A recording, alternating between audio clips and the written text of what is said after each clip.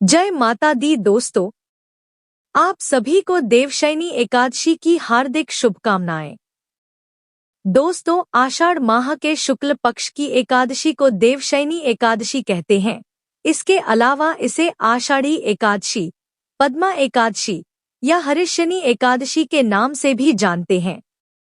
दोस्तों, यह एकादशी बहुत ही खास होती है क्योंकि इस दिन से ही भगवान विष्णु अगले 4 माह के लिए योग निद्रा में चले जाते हैं और सृष्टि के संचार का कार्यभार भगवान शिव जी को सौंप देते हैं। इसी दिन से चातुर्मास का आरंभ हो जाता है। चातुर्मास के लगते ही शुभ और मांगलिक कार्यों में पाबंदी लग जाती है। तो आज इस वीडियो में बताएंगे कि देवशयनी एकादशी साल 2025 में कब है, देवशयनी एकादशी व्रत की सही तारीख क्या है और इसकी पूजा का शुभ मुहूर्त क्या रहेगा, व्रत पारण का समय क्या है और इसकी संपूर्ण पूजा विधि क्या है। देवशयनी एकादशी व्रत के जरूरी नियम क्या है, इस व्रत का इतना महत्व क्यों है, इस दिन क्या दान करना चाहिए, देवशयनी एकादशी पर क्या उपाय करें। साथ ही हम आपको बताएंगे कि इस साल देव कब सोएंगे और चातुर्मास कब से कब तक चलने वाला है। इसकी संपूर्ण जानकारी आपको इस वीडियो में प्राप्त होगी। लेकिन वीडियो शुरू करने से पहले आपसे निवेदन है कि यदि वीडियो आपको थोड़ा सा भी अच्छा लगे तो कृपया एक बार लाइक अवश्य कर दीजिएगा और मनोकामना पूर्ति के लिए कमेंट बॉक्स में अवश्य लिखिएगा जय श्री हरि या जय लक्ष्मी नारायण। तो चलिए बात करते हैं देवशयनी एकादशी की। दोस्तों, हिंदू धर्म में देवशयनी एकादशी का बहुत अधिक महत्व है। इस दिन भगवान विष्णु जी की पूजा की जाती है। इस दिन व्रत रखकर भगवान विष्णु की विधि विधान से पूजा करने से मोक्ष की प्राप्ति होती है, जीवन के सभी पाप नष्ट हो जाते हैं। इसके अलावा देवशयनी एकादशी से ही भगवान विष्णु योग निद्रा में 4 माह के लिए चले जाते हैं। तभी से चातुर्मास प्रारंभ हो जाता है। चातुर्मास आषाढ़ माह के शुक्ल पक्ष की एकादशी से शुरू होकर कार्तिक माह के शुक्ल पक्ष की एकादशी तिथि तक चलता है। चातुर्मास में आषाढ़, सावन, भाद्रपद, आश्विन और कार्तिक मास आते हैं। मान्यता के अनुसार किसी भी मांगलिक कार्य को करने के लिए भगवान विष्णु का जागना बहुत जरूरी होता है। देव जब जागृत अवस्था में होते हैं तब उस समय पूजा पाठ या मांगलिक कार्य किए जाते हैं, तभी उसका पूर्ण फल प्राप्त होता है।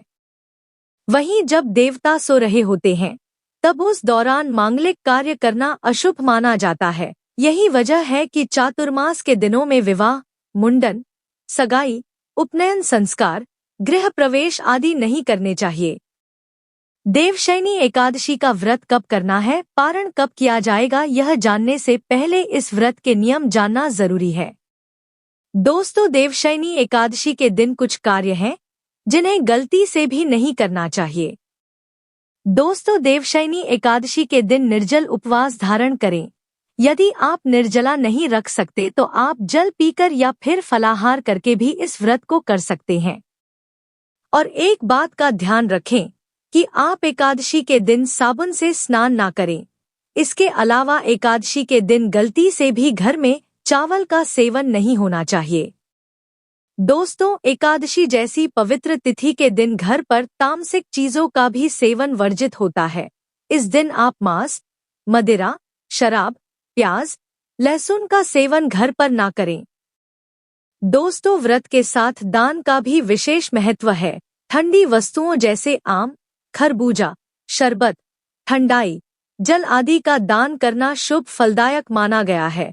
इस दिन अन्न, वस्त्र और धन का दान भी उत्तम होता है। और एकादशी के दिन भूलकर भी तुलसी में जल नहीं चढ़ाना चाहिए और इस दिन तुलसी के पत्ते तोड़ने भी नहीं चाहिए। इसके अलावा देवशयनी एकादशी के दिन दातुन आदि ना करें, दूसरों की निंदा आदि ना करें। इसके अलावा इस दिन पूर्णतः ब्रह्मचर्य का पालन करें और एकादशी के व्रत के नियमों का पालन आप दशमी तिथि से ही करें। दशमी से लेकर द्वादशी तक पूर्णतः ब्रह्मचर्य का पालन करें। दोस्तों, देवशयनी एकादशी के दिन सुबह जल्दी उठकर स्नान आदि करके व्रत का संकल्प लें और भगवान विष्णु की विधिवत पूजा करें। एक लकड़ी की चौकी पर पीले रंग का वस्त्र बिछाकर उस पर विष्णु जी की मूर्ति स्थापित करें। फिर उन्हें जल और पंचामृत से स्नान कराकर पीले वस्त्र धारण करें। धूप दीप जलाए, पीले फूल माला, चंदन आदि अर्पित करें। इसके बाद देवशयनी एकादशी की व्रत कथा पढ़े, अब आरती करके विधिवत पूजा को संपन्न करें। दोस्तों, एकादशी के दिन रात्रि जागरण करना चाहिए, भगवान विष्णु जी का भजन कीर्तन करें। चलिए अब जानते हैं कि देवशयनी एकादशी के व्रत का पारण कब और कैसे करना चाहिए। दोस्तों, देवशयनी एकादशी के व्रत का पारण अगले दिन सुबह यानी द्वादशी को किया जाता है। आप इस दिन सुबह जल्दी उठकर तुलसी जल से स्नान आदि करें और शुभ मुहूर्त में भगवान विष्णु जी का पूजन करें। पूजन करने के बाद किसी ब्राह्मण या गरीब को भोजन आदि कराकर दान दक्षिणा देने के बाद ही अपना व्रत खोलें। आप व्रत का पारण तुलसी के पत्ते को जल के साथ निगलकर कर सकते हैं, या जिन लोगों ने फलाहारी व्रत रखा है तो वह विष्णु जी पर चढ़ाए गए भोग फल मेवा मिठाई आदि को खाकर भी अपना व्रत खोल सकते हैं। चलिए अब देवशयनी एकादशी के दिन भगवान विष्णु को प्रसन्न करने के खास उपाय जान ले। दोस्तों, देवशयनी एकादशी की शाम को तुलसी के पौधे के पास गाय के घी का दीपक जलाने से दरिद्रता दूर होती है और इस दिन किया गया दान कई गुना फल देता है। खासकर पीले रंग के वस्त्र और मिठाइयां दान करने से भाग्य बलवान होता है। मान्यता है कि केसर का भोग लगाने से विष्णु जी जल्दी प्रसन्न होते हैं और मनचाही इच्छा पूरी करते हैं। इस दिन सुबह स्नान में थोड़ा सा गंगाजल मिलाकर नहाने से शरीर शुद्ध होता है और मन शांत रहता है। और इस दिन ओम विष्णवे नमः मंत्र का कम से कम 108 बार जाप करें। इससे आपको विष्णु जी की कृपा मिलती है।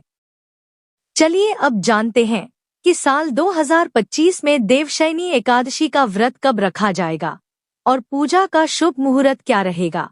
व्रत पारण करने का सही समय क्या है? तो आपको बता दें कि आषाढ़ माह के शुक्ल पक्ष की एकादशी तिथि की शुरुआत 5 जुलाई 2025 की शाम 6:58 पर हो रही है और एकादशी तिथि की समाप्ति 6 जुलाई 2025 की रात 9:14 पर होगी।